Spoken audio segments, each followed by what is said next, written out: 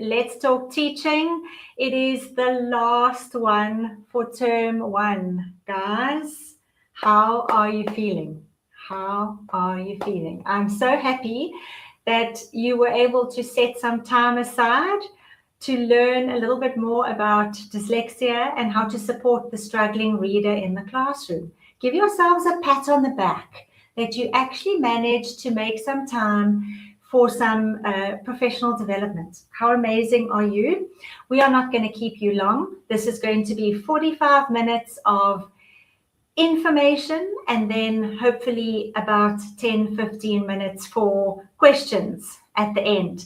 But I'm really excited. My name is, I suppose I should have started with introducing myself, Philippa Fabry, and Education Services is where we share information. This is a platform to bring and share, to support each other as educators, to empower each other, to share concerns, to get support, all those things that maybe you feel you lacking in this education space. I mean, it's tough out there. There's lots going on, as you know, from day to day. And we really wanted Education Services to be your first port of call. That's our little tagline, is your first port of call for every learning or school-related concern. And we say that to parents as well, you know. We want parents to also know that Education Services is your go-to place. It's your WhatsApp, it's your email, it's your web page. If there's anything that you are unsure of or you feel you need support as a parent, give Education Services a try, and we will honestly be there for you in as many different forms as possible, whether it's just giving you information or whether it's providing you with that listening ear or the honest, objective opinion, because sometimes as well as parents, we don't really know where to go if our child is struggling. So tonight we're specifically talking about reading. And in a minute or two, I'm going to introduce our guests. But I just wanted to say, you know, please feel free to pop into the comments where you are teaching, so that we know who we've got online.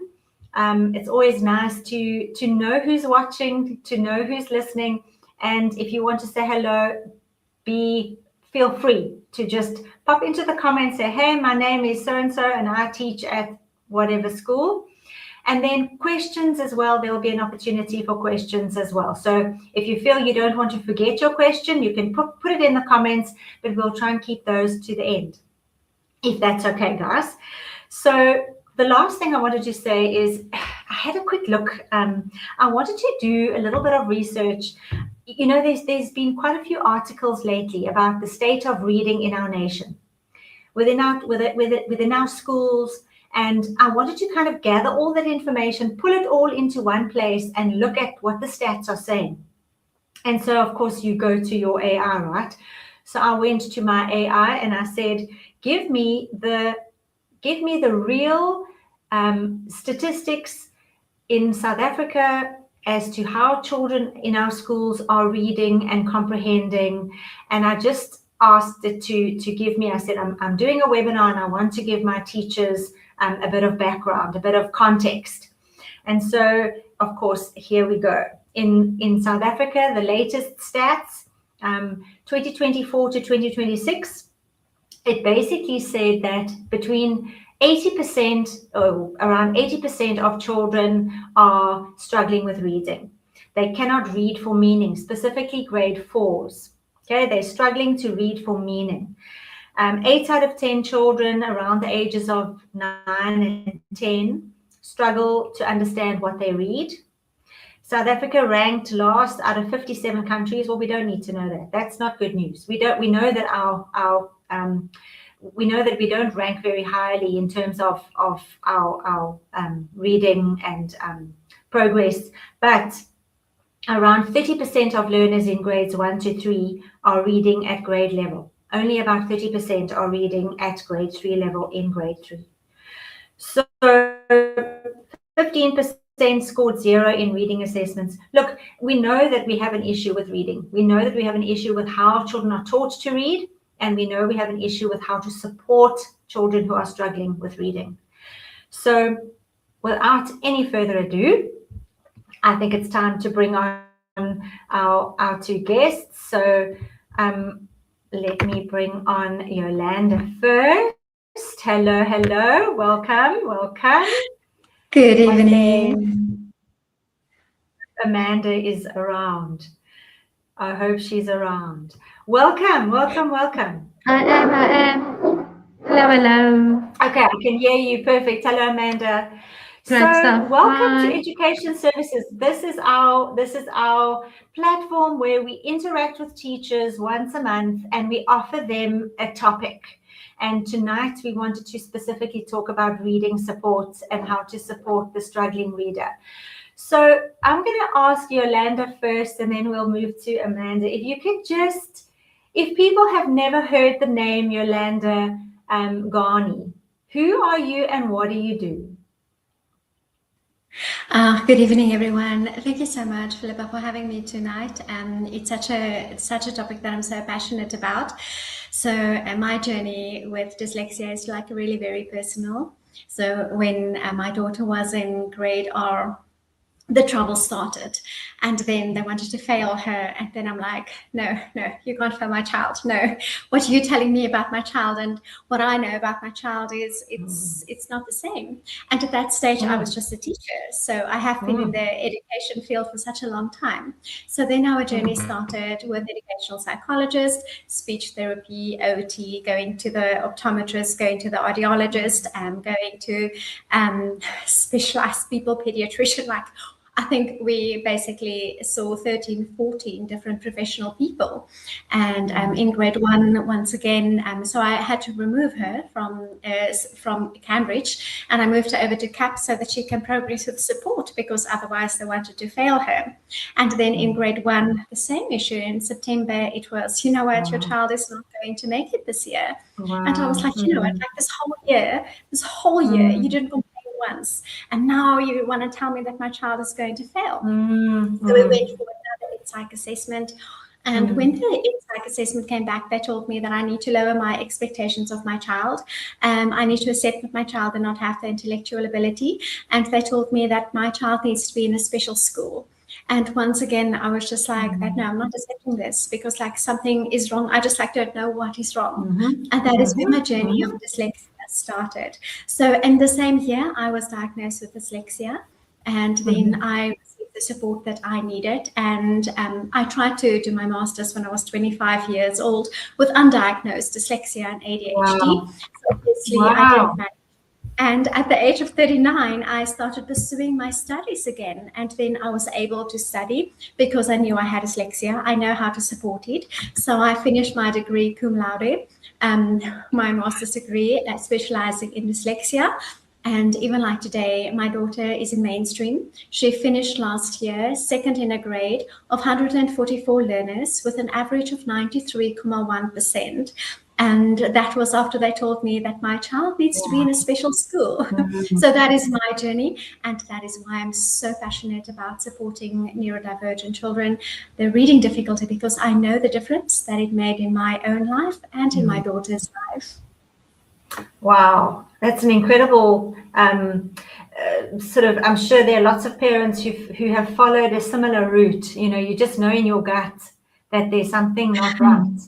And you have Absolutely. And I know Amanda's going to come in here because she's also a parent with a passion and a heart to help children with neurodiversity. Hey, Amanda, what's your story? Yes.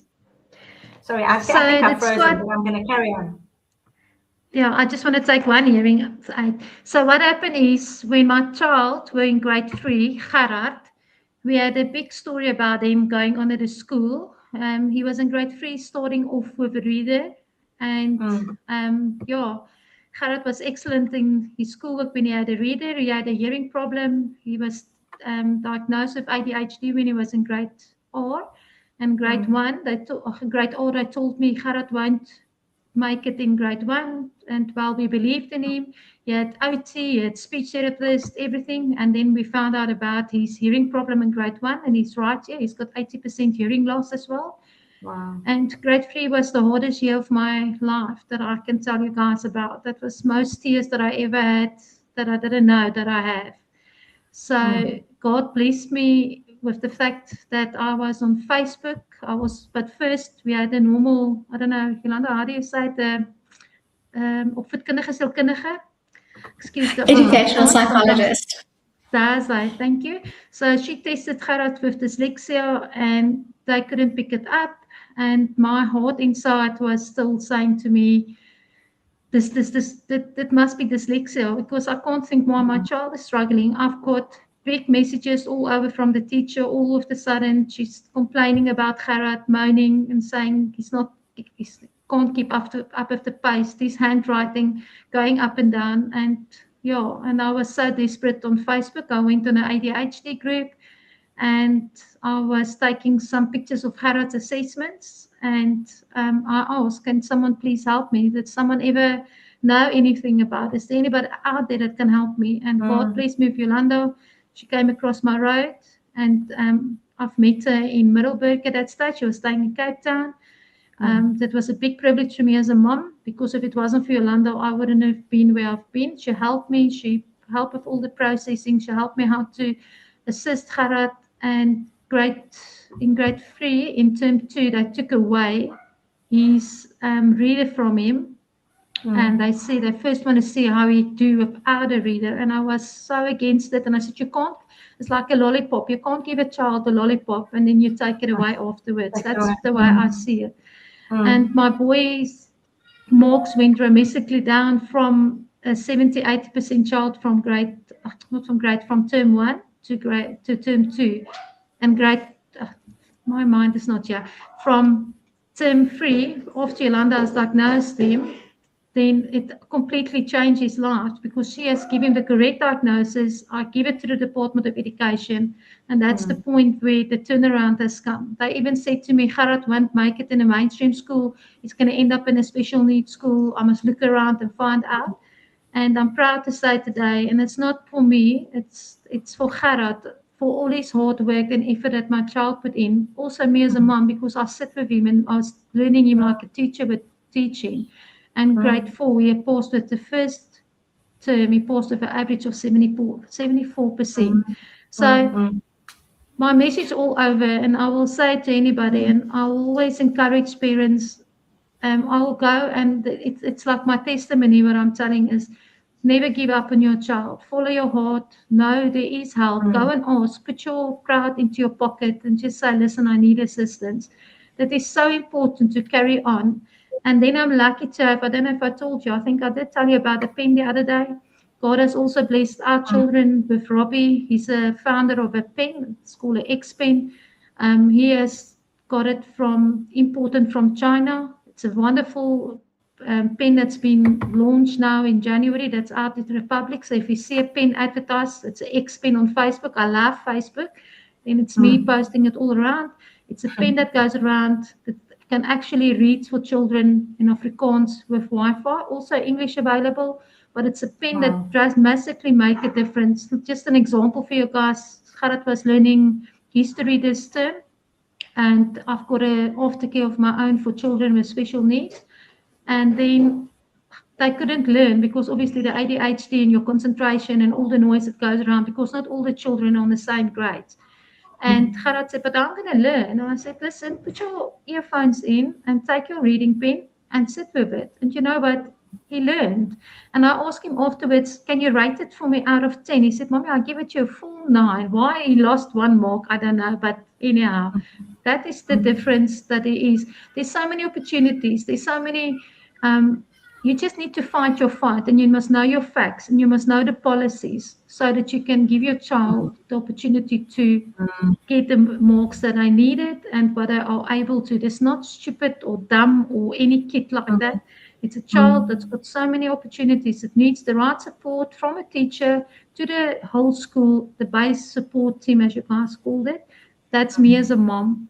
So I'm actually very privileged to say I've decided from next year I'm going to go into teaching. I'm going to do my full course for 4 years to study Wow. teaching, and I want to go into children that's got special needs because I want to be able to help them and assist them. That's my future plans. That's the short and the Wow. long of me. Amazing. Well, Amanda, keep us keep us posted with that. We need I will passionate do. teachers like you, and parents who are fighting for their children, fighting in a good way, not fighting in Yes, a bad way. Okay, so Yeah, definitely. Yolanda, with regards to a struggling reader, how do we know that the child is just struggling with reading? How do we know that they have dyslexia? So explain to us the difference between they're just struggling a little bit with reading, or they have a diagnosis. I think the biggest thing that I want to address is that 80% of society is neurotypical. So they're the ones that's going to just like excel in mainstream, in school with standardized systems. And then 20% of children are at risk for neurodivergence. So first of all is that the first issue that we have to address is teachers sometimes or mostly assume that reading difficulties are normal. And that is the biggest issue. The moment when you have a reading difficulty, that is your first red flag for intervention. So what a lot of people do not know is that you actually get like 4 different reading difficulties. So dyslexia is one of them. Then you have a reading difficulty that is related to neglected ADHD. So because the child's ADHD is not like managed, the child do not have the concentration to be able to read. Then the third one is intellectual difficulty. So something went wrong with development, something is intellectually not okay, and that is why the child struggle. And the fourth one is because of teaching instruction.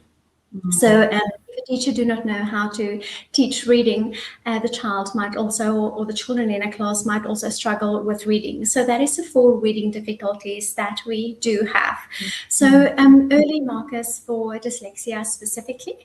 So first of all, obviously, when you work with a reading difficulty, you first have to determine which reading difficulty you are working with, because like each and every difficulty do have their own way of intervention.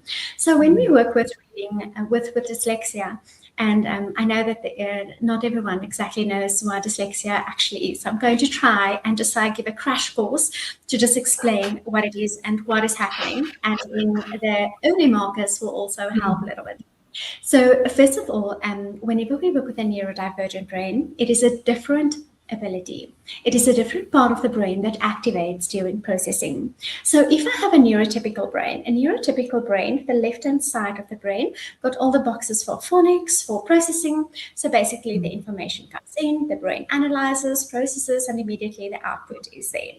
When we have a neurodivergent brain, specifically dyslexia, it's a different part of the brain that activates. So the information comes in, the left-hand side that is geared for processing activates, and then the brain says, okay, I got it. But then the right-hand side of the brain says, hope you don't, I got it. And the right-hand side of the brain takes over. So it's just a different the brain that activates. So now the right-hand side of the brain is not yet for processing. So processing is everything that the child sees, hears, says, and writes. So now, the right-hand side of the brain is also designed for problem solving. Every word, everything that they have to do is a problem that needs to be solved. And the brain is also good with creative thinking. And the biggest issue is the right-hand side of the brain works with 3-dimensional thinking. So reading and writing is 2-dimensional, and the brain works 3-dimensional. So the brain, every single time when they see a word, the brain goes like, oh my goodness, okay, panic. I don't know how to deal with 2-dimensional. So the brain kicks in advanced thinking, and now they start to reverse and rotate letters. So a BD reversal is very common. So what the teachers do is that they give a visual. So now it is a B and it is a D. Now they sorted the visual, the BD reversal out because the neurodivergent brain needs a visual. So the neurodivergent brain works through the eyes, and for everything for them to be able to process, they need a visual with auditory information, and then they can link it. So now the child has a visual, so now the reversal is like sorted out. but the dyslexia has not been identified, and no intervention has been in place. So whenever the child with dyslexia is reading, there's always like inconsistencies. So because it's a different part of the brain, the brain have like a limited capacity. So the brain is not processing, but the brain is trying. I love you. I'm trying to help you. The moment when there is a trigger is something is difficult, it's boring, and there's anxiety. The brain goes into survival mode, so panic mode, and it goes into fight and flight mode. So flight mode is, I'm just rushing. I'm just like reading. I'm just like verbalizing a word. I just like give an answer because like I need to get out of this. Fight mode is like, no, I'm not going to do it. No, I'm done. No, I'm not going to do it. So that is the biggest issue that we work with with dyslexia. Yes, emotional self. So your first markers to look at is constant daydreaming, anxiety. For the little ones, it's going to be school avoidance, separation anxiety. They don't want to come to school. It is reversals. So the moment when you see a child that is doing reversals, it's not normal. You can help them once, but if it happens again, it means that it's a three-dimensional brain that is trying to solve the problem. So reversals are usually also an early marker. And then also what is happening when these children are like reading, the brain is absolutely just like superior. So the brain needs a visual with auditory information. So when they read, the child just like sees symbols. So every symbol needs to be linked. So if it is, for example, the word cat, so then they see, okay, the C is like a K, there's my linking. The A, this is my symbol, my sound is a A, there's my linking. And the T is a T, there's my linking. So when these children read, they verbalize the sounds. They're not reading. So they will like link, link, link, then they give the word. Then they link, link, link, then they give the word. So they have regular pauses. And the moment when they sound out a word, it means they don't have an image. So they need to sound it out to be able to get the auditory sound. And then also when they spell a word wrong, it means that they don't have an image. So that is also like your early markers. So these children mask, so they learn to just verbalize what they're reading. So when they look at a reading piece, they see, oh, it's 150 characters that I need to go and link. And neurotypical brain will say like, it's just like 40 words, it's okay, I got it. So they don't see words, they just see the sounds. So when they read, some children master the skill of verbalizing. So they read with intonation, they stop at punctuation, they read really very beautiful, but then they get to the end and then like you ask them, what did you read? And then immediately, you didn't say I need to understand. You said I need to read. That's what I've done. So they just like verbalize the sounds and they don't process the information. So also like other markers that you can look at for is inconsistencies. The moment when the mom said like, but my child was able to do it at home. At home, it is a safe space. The child do not have anxiety. The child stays in capacity. In the classroom, it's not safe. So immediately, like they panic. The moment when their brain panic, it goes into fight and flight mode. So when there's inconsistencies, mom is saying, you know what, I'm taking so long with my homework, I'm not getting the work done. And then the teachers say like, no, your child is amazing in class. Your child is so respectful. Everything is just like so perfect. So that's just like a few markers. Yes. And tell me, when you do see these red flags as a teacher, because obviously parents will be seeing completely different things, but as a teacher and I know we've got teachers here that are grade R teachers, and we've got teachers here who are already in grade 7, sort of towards the higher primary. So you've spoken about some early warning signs that they must look out for. If they see these early warning signs or they see these red flags, what would you suggest the teachers do? Okay, first of all, I hate the medical terms. The medical terms always have like disorder, and it just like sounds so negative. Yes. So as a teacher, it's very important to assume that parents possibly also do not know what is neurodivergence, or they also do not know what is dyslexia.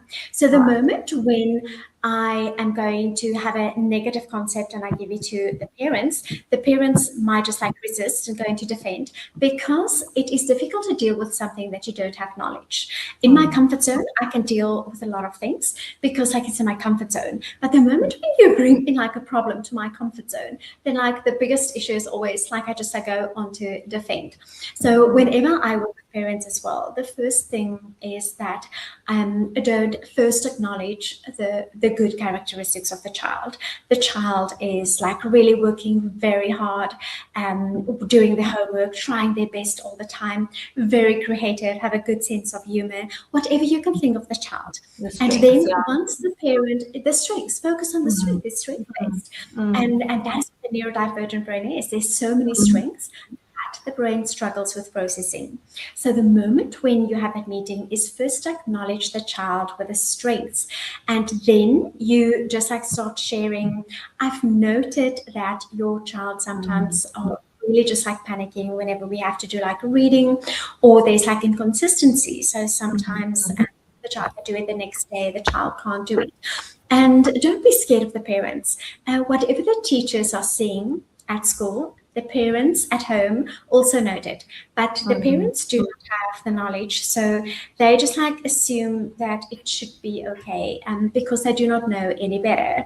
So they think, okay, my child is just like difficult. And sometimes parents also just like, they accept that my child do not have the ability, because like as a parent, I don't understand. I'm doing this over and over and over every single day with my child, and my child can just not remember it.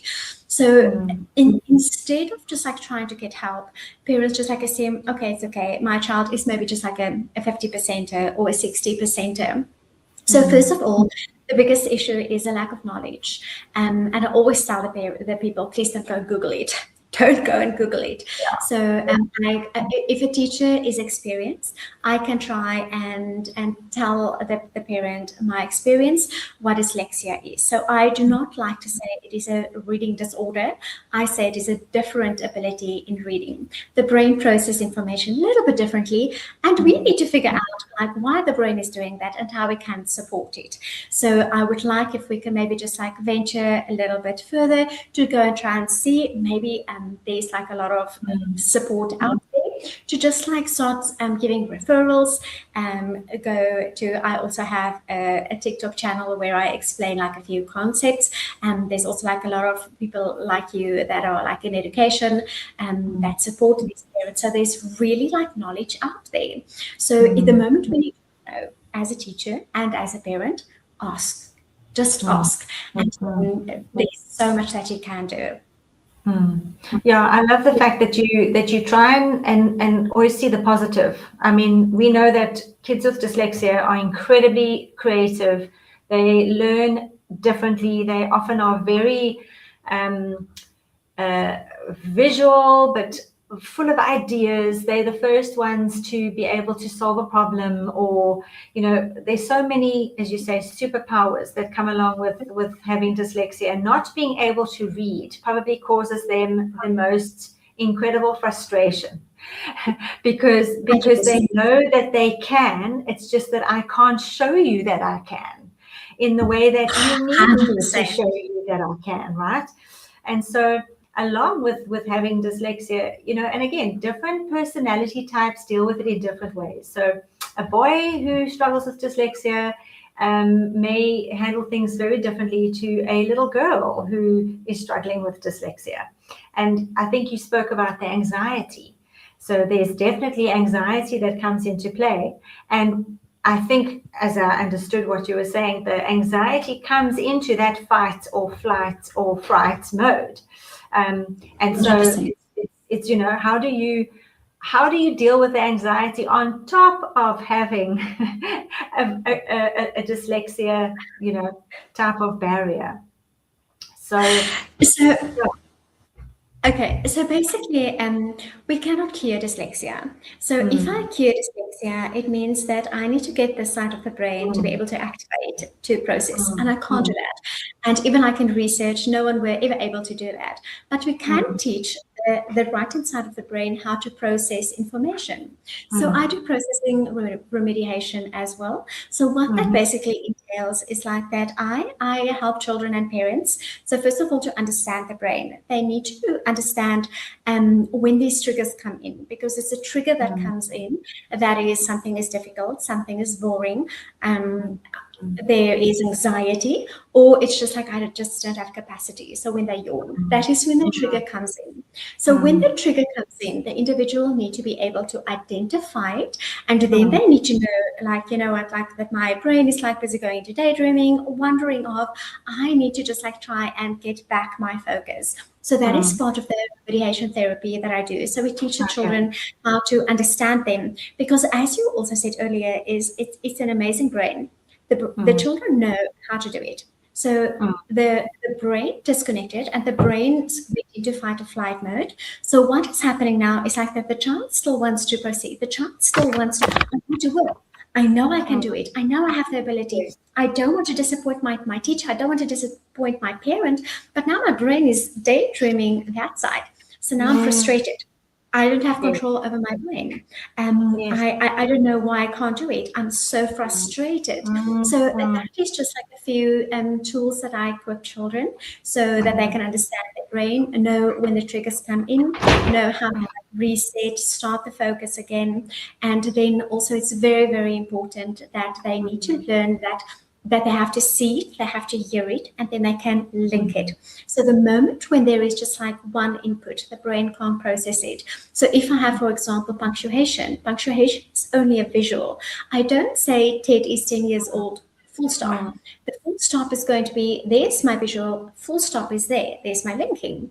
So now the brain only sees the visual, the brain sees a blank, the brain just like skips it.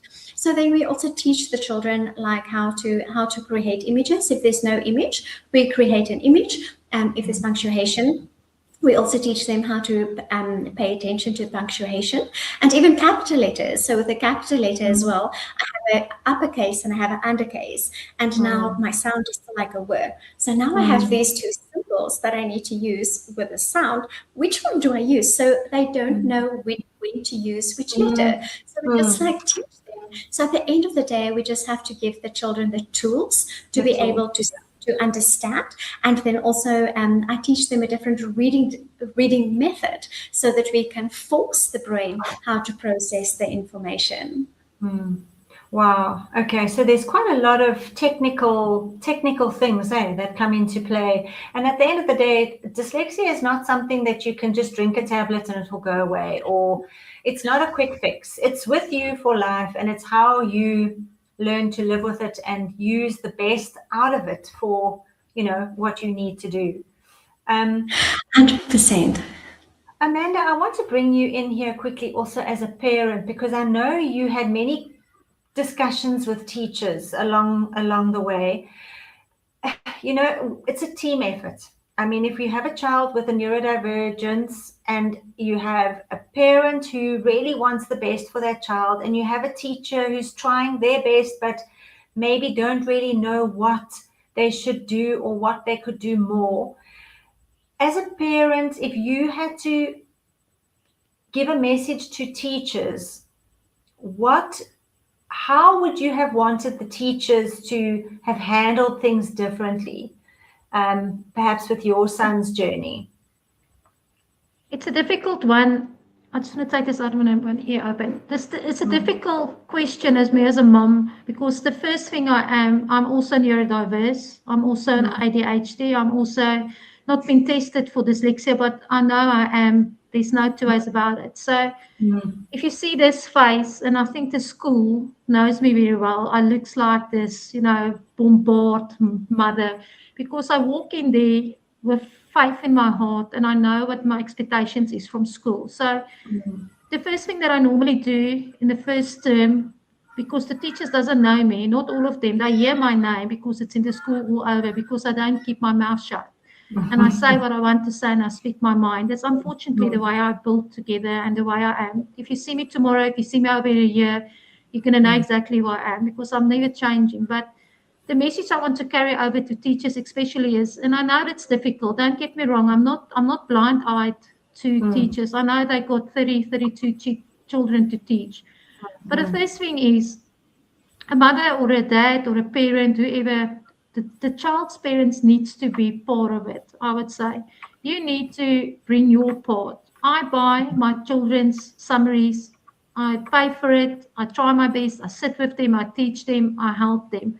But it goes a 50-50 way. So all I'm asking always for teachers is, I'm doing my best as a mom, and I give my all for my children.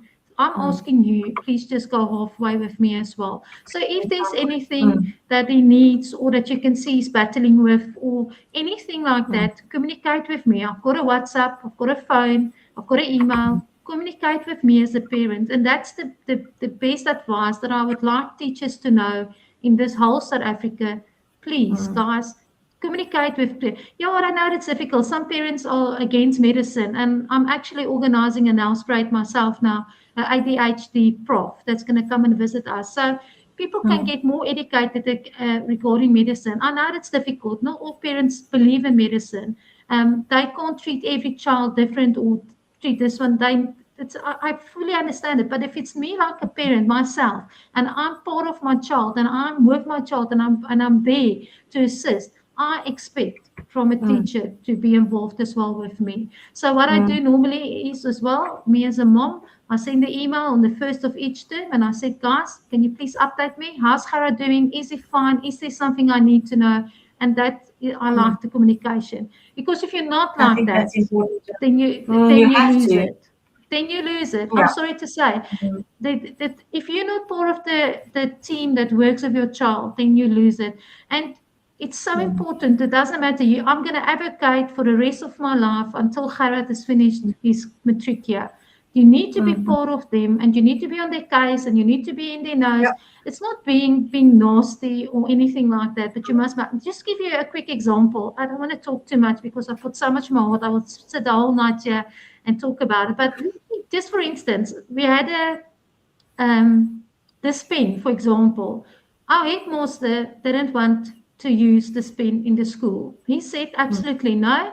It's not been approved from the Department of Education. He's not going to use it. My kids can't use it in class and.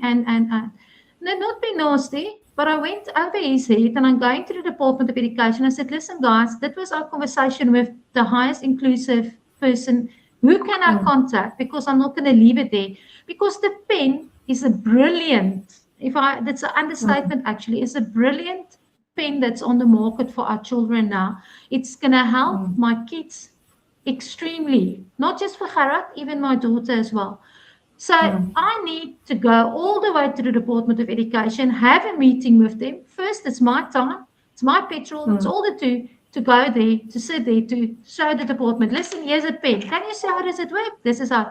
That's a frustration as a mom have, because you always have to advocate. You always have to fight, and look like if you're a bad person because you stand up for what you believe in and you know what is your child's ability in schoolwork. Yolanda has taught me a lot. I can't say to you, if I've got a problem, I go to her, I said, what can I do next? Robbie as well. They help me because I don't know always all the correct information. So they help me quite a lot to support me. ChatGPT is my best friend.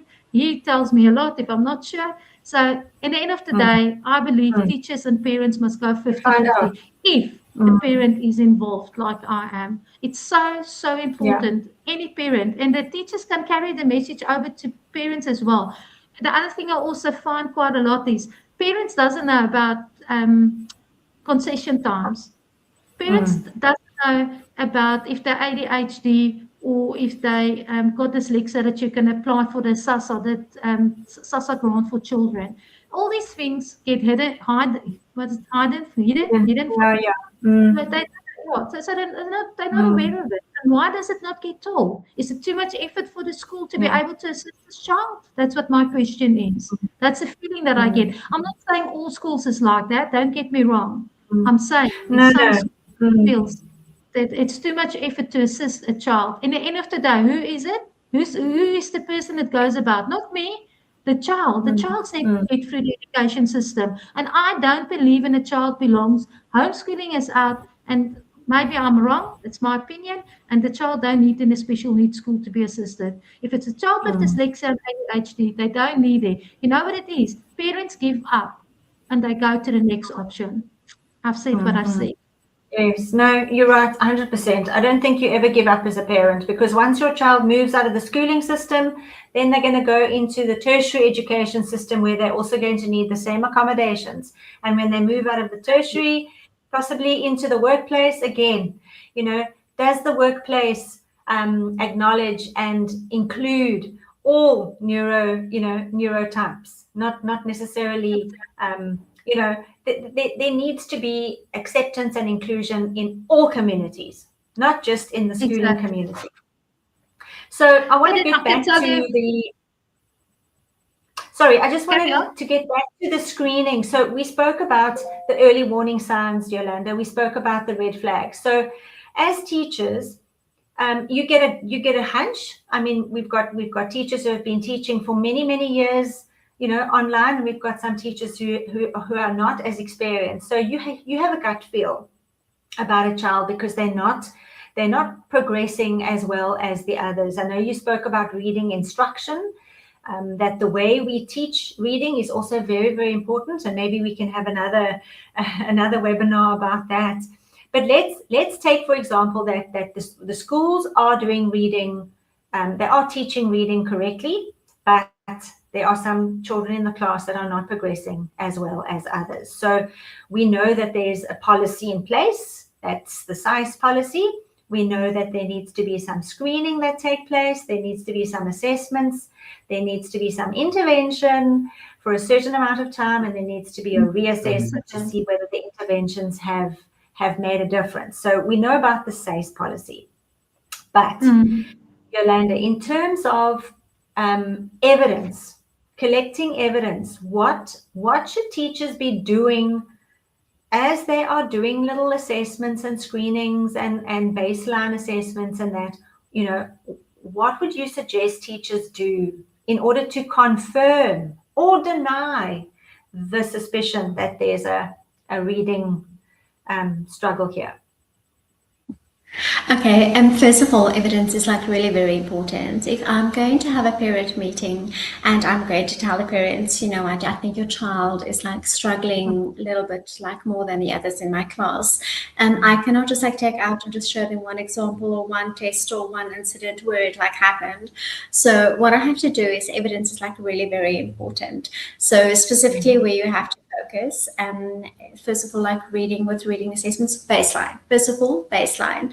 So baseline also is an assessment where we see where the children like feature. So then I will know, okay, this child, the baseline fits into the top third, the middle section, or the bottom third. So immediately, like your bottom third, those children need to be like monitored because there's a reason why they were like falling out in the baseline. So then from there on, you need to identify these children. And also like remember, if I'm not doing anything intentional, I'm not going to do it. So if I'm not going to intentionally track myself and intentional make evidence, I'm not going to do it because like I'm in survival mode, and I'm just like want to go through each and every day, and I have so many children, and teachers really do have like so many things that they need to see to. So it's very important to identify your learners and then to be intentional about just like making notes, checking things. So if I have a parent meeting, I can have a file or even like all their books, and I can just like tell them, I'm really just like enjoying your child so much in class, but I am a little bit like concerned, and this is why I am concerned. And then they can also say like, like like a course, or I've attended a workshop and I've learned so much about it, and these are like my markers that I picked up, but I really like there's so much hope going forward, and I really just like want you to just like realize that every child that struggles, that there is hope. We just like need to go and find out what needs to be done. So evidence is very so even like if you help a child, you can write like assist it individually. We had to re-explain to the child and making notes. I had to keep the child in for 5 minutes to just sit with the child. Whatever you do, just like make a note of it. So you write on their evidence. You write on the work that the child is doing. Okay. In the class. Okay. So that education also want to see when a teacher are doing like intervention. So if there is a query, say for example, like the child are at risk of failure at the end of the year, then the department wants to know, what did you do as like a teacher? And then like you can go and say, but you know what, like these my notes, this is like what is happening. I was trying to assist the child, whatever. But if a child is at risk at the end of the year and the department says, what did you do? Then you are going to be like a little bit like in trouble because there's no evidence to go back on. So the evidence is just like really very important and very, very important. Don't WhatsApp it to a parent. Don't take screenshots and just like say, hey, come and see me. You, first of all, you prepare the evidence, you prepare the meeting, and then you just like, I would like to have a meeting. Can you please come and sit with me? Can we please arrange a meeting, whatever? So please don't just like screenshot everything or make a video or communication. Face-to-face is very important. Yeah, and I also think, you know, and I mean, I remember back in the day, I was a young, inexperienced teacher. Calling a parent in to have a conference or to have a discussion can be intimidating, right? You can feel a little bit, oh, you know, I'm worried about how this is going to go.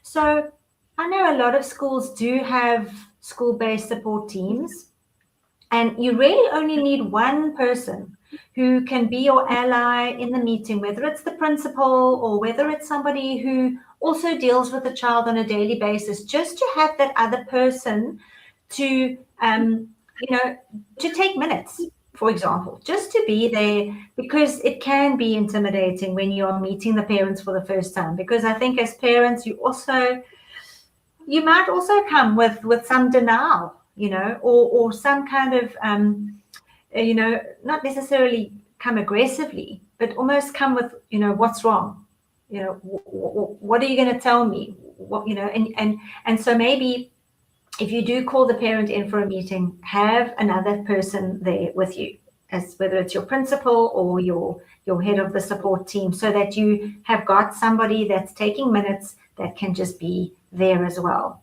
Absolutely. And I also think like it can just be like a colleague, like someone just like in your grade or your grade head. So the principal also, like the moment when you have a principal in a meeting, then the parents just like go like in defense because like what is happening now? The principal is like here. Just like I would, and I'm 100% with you from where you're coming from. When I started teaching as well, I was 22 years old. I had no children of my own, and all my parents were like much older than me. Now I need to go and arrange a meeting with people, and my parents still taught me that if anyone is older than 10 years, you have to say uncle and auntie. And then like now I have like this meetings like with the parents, and then I'm like, well, what do I call them? So it can be intimidating. So the moment when you are in a situation like that, try and get like a peer. So anyone, one of your colleagues that's working with you, a friend, your grade head, anyone that's a little bit older, that knows the parents a little bit better, and that can just like back you. So it is normal for like a parent, if they are like in denial, to just like say, you know what, you just like received your degree. What do you know? You don't even have like any children. It's very easy for situations like that. And also like we learn from others. So I don't have to take all the meetings with a peer in the meeting, but like the first 2-3 meetings, I need a peer. I need just like guide me, to support me, to see what is happening. How do we talk to parents? All those things. So yes, there's always, and in the educational field, there's always someone that's willing to assist. Yes, absolutely. Yeah, I think in terms of you know, accommodations as well, you want to get the parent to acknowledge, or you want as the teacher, you want to show the parent what you are trying, you know, in class, what you are seeing that works, what you're willing to try, and then again, you're going to keep evidence of whether it helped or not. So Amanda, she mentioned about extra time. So that's one of the accommodations that, you know, for a child with ADHD or slow processing or language, a verbal language challenge, they would ask for extra time, right? Yolanda, what other accommodations, you know, can teachers try? Or do you have to get the diagnosis first, is what I'm asking. Do you have to get that diagnosis first? The child has X, and so we are now going to bring in accommodations, or can teachers implement these accommodations regardless of what the outcome of an assessment was?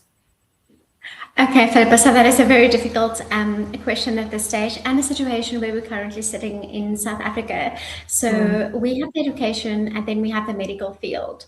So there are certain accommodations that can be given to the child in class without a medical diagnosis. So even like the medical field, they can only diagnose from the age of 8 years old. So that means grade or grade 1, grade 2, and maybe like part of grade 3, these children cannot get a diagnosis because, like, according to the medical field, they can't be diagnosed.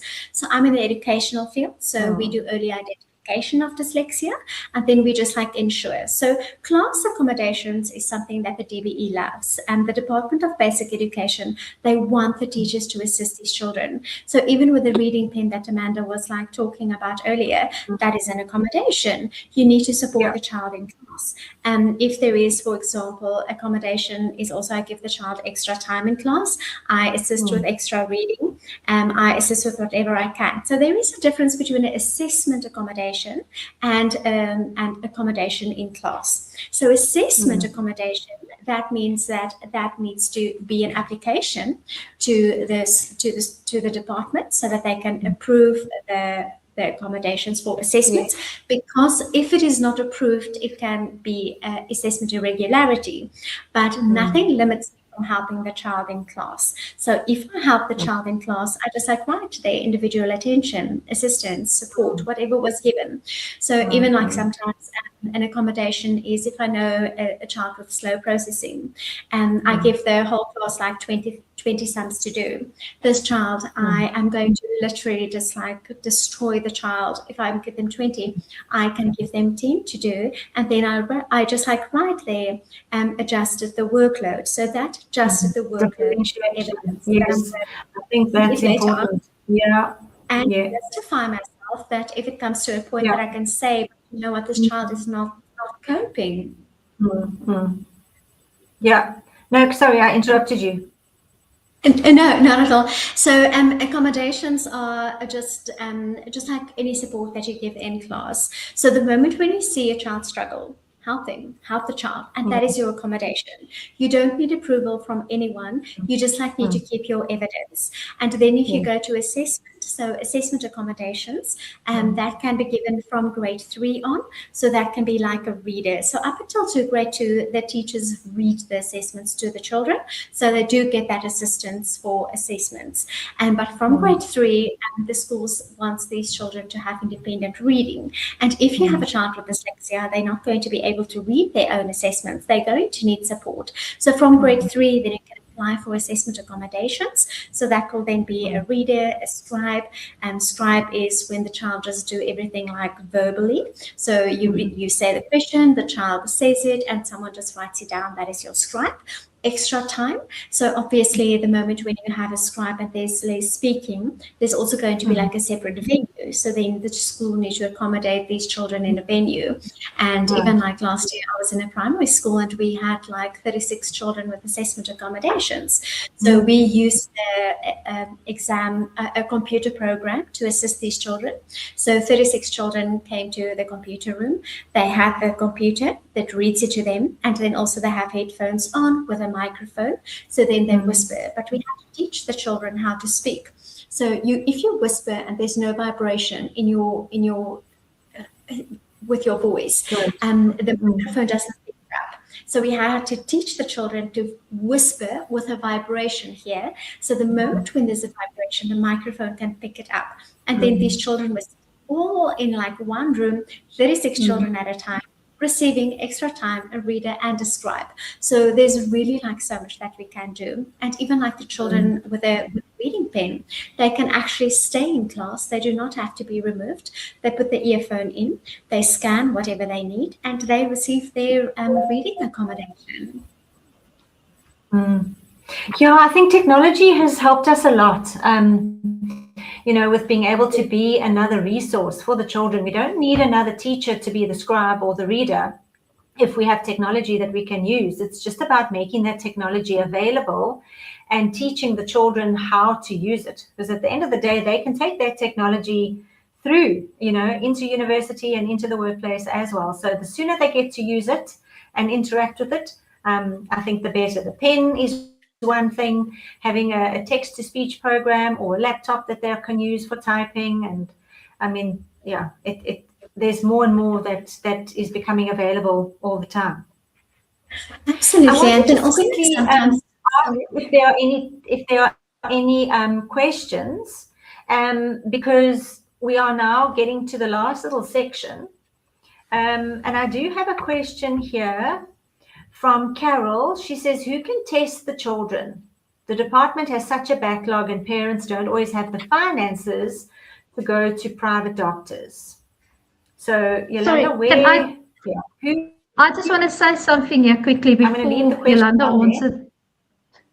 Hold on, can I just say something regarding that? That's where it comes in, and so many parents can't afford specialists or doctors or whatsoever. If you've got a child that's got ADHD or dyslexia or whatsoever, and you've got reports and they fill it in for you, they can go to the SASSA offices and they can get a grant for that child.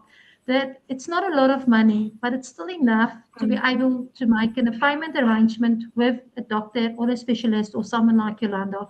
I have to say, there's so many parents and so many people that's coming across my road and ask me, who did I use to test? I know what Yolanda's rate is, and they can't believe it because it's not so expensive. And Yolanda's also not someone that just says, sorry, I'm not going to help somebody. She's always willing to help anybody because it's more about a child than it's anything else. So you can apply at SASSA and you can get a grant. They call it the care dependency grant, and it's 2,000. I think it's going up now to 2,400 Rand a month. It's not a lot, but it's something that can pay the medicine and it can pay something towards. If you save that up in 12 months, you'll be able to do that and to be able to pay and get X, Y, and Z for your child. It's not so difficult. It's a schlep. You're spending the whole day in there. All we know what a government is like to apply for anything. If it's your passport, if it's SASSA, whatsoever, you have to put in your patient's shoes and get it. Yeah. But if it's done, it's done. I get for both my children, I get SASSA grants for them due to their conditions because it's costing me also an arm and a leg. And the other thing as well, they can also apply for full exemption as well for school fees. So there is ways to assist parents that's in difficult situations like this. It's not that no parent wants to pay school fees or whatsoever. It's a matter of supporting the parent to be able to support the child to get him through the system in the end of the day, so that he can also success and can make a success in life. So that's what I want to say. Okay, thanks for that. All right. So Yolanda, who are you do test them, right? Yes. So basically, it's like assessments can be like really extremely expensive. So it can be anything from like 7,000 Rand to like 15,000 Rand, just like for an assessment. And that is a systemic barrier, what Amanda also referred to now. So there's like a lot of things. If you just like start looking around, there's like screeners. Even like that, the CS policy that you were like referring earlier, that is like the screening, identification and assessment for support. So the Department of Education want these children to be like screened.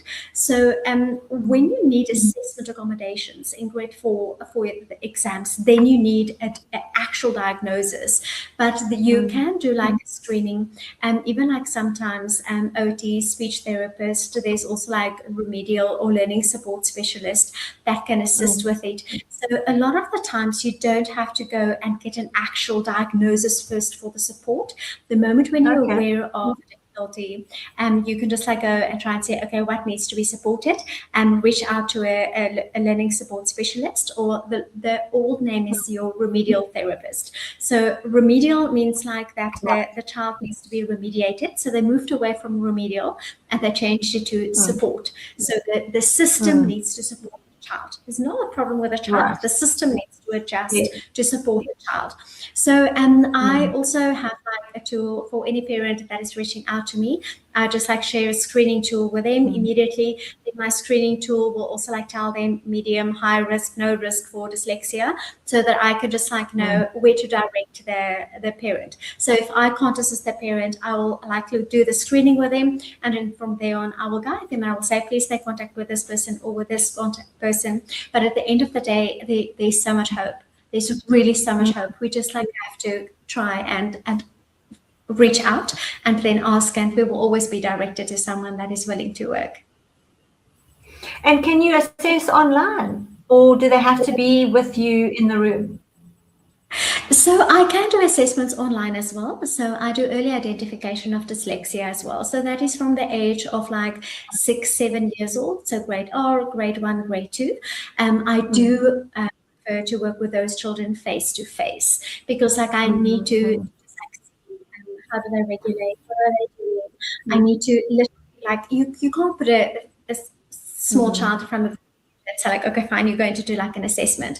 But once a child is like in grade, I can do an online assessment. So I do travel between Cape Town and Johannesburg. So if people are close by, and even like when I go out training or when I do training at other schools or other provinces, I always tell the schools, please share the information that if I am in the area, parents can come to me.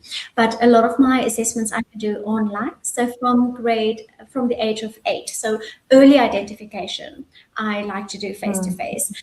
From the age of 8 and up until adult, I can do the assessment online, even like the feedback session. And even if a child already do have a diagnosis, I can still assist the parents and I can help them to just like do the processing remediation so that we can actually address the core issue of the reading difficulty so that these children can be functional in a standardized system. So where can people find you? So as we close, maybe just where are you? Are you on Facebook? Are you on TikTok? Are you on Instagram? I am on all of them.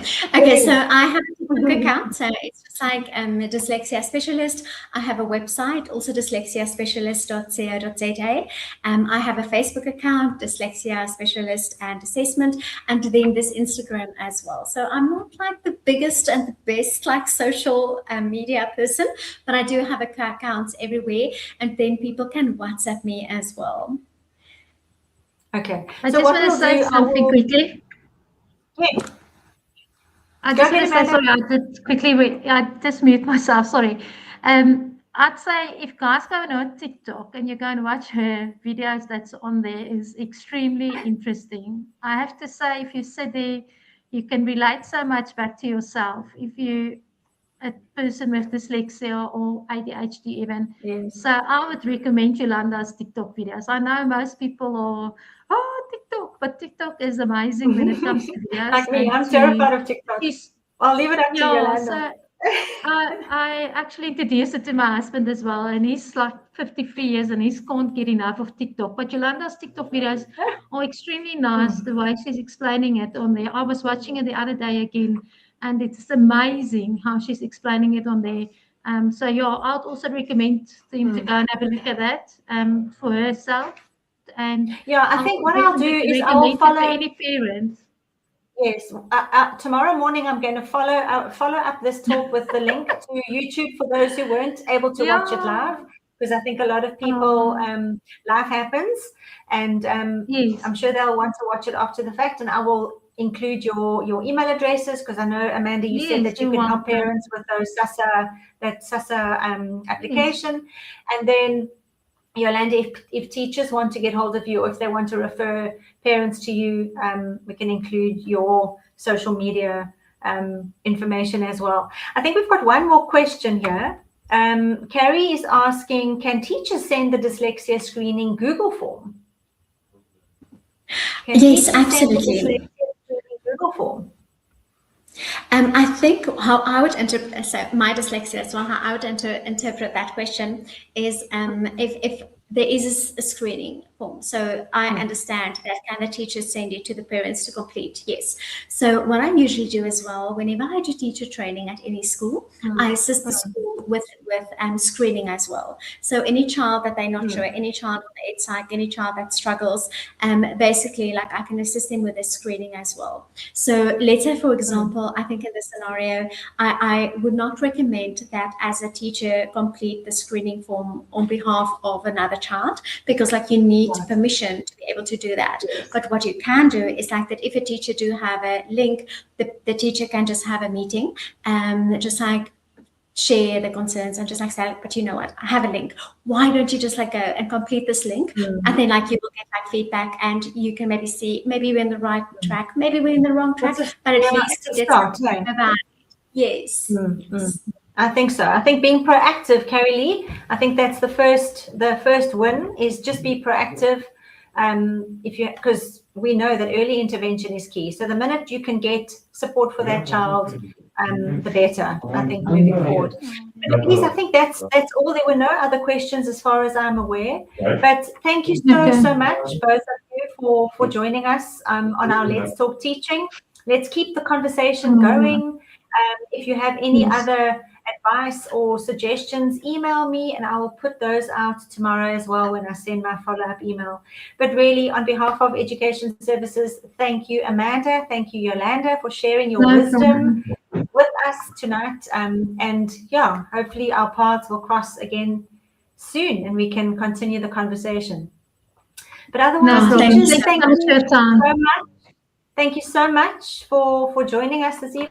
Go back to your families now. Go and have your supper. Go and finish marking your books. Go and plan your lessons for tomorrow. No, I'm joking. Take the rest of the evening off, and yeah, just enjoy, process what you learned tonight, and yeah, all the best for the rest of the week, and have a fantastic holiday, because I think we're all going on holiday at the end of this week. So that'll be amazing. Thanks, everybody. Good night, and we will see you next month for the next Let's Talk Teaching. Bye now. Bye-bye, guys. Thank you. Bye.